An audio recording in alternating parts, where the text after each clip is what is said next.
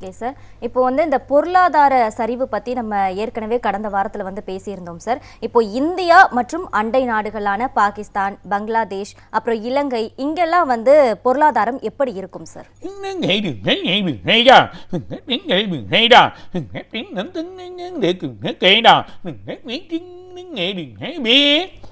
Pakistan, Bangladesh, Maldives, அப்படியே இருக்கக்கூடிய ஸ்ரீலங்கா, அது இல்லாமல் இன்னும் சின்ன அண்டை நாடுகள், இன்னும் இருக்கக்கூடிய முஸ்லீம்ஸ் கண்ட்ரியில் இருக்கக்கூடிய பலுசிஸ்தான், அந்த மாதிரி இருக்கக்கூடிய டர்க்கி, இந்த மாதிரி கண்ட்ரிலாம் பார்த்திங்கன்னா மக்களோட வாழ்வாதாரங்கள் குறைஞ்சிரும்.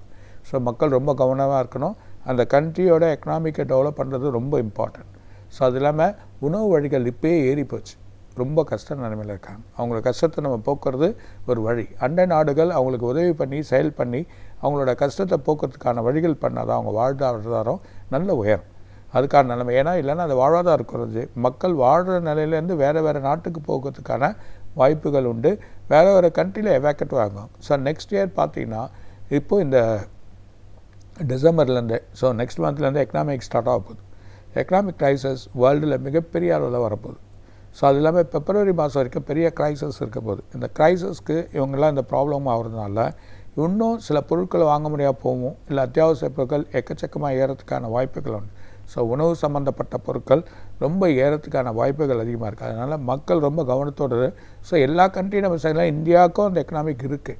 ஸோ ஓரளவுக்கு நம்ம தாக்கு பிடிக்கலாம், நம்மளோட செயலில் இருக்கலாம், இருந்தாலும் முடியாது.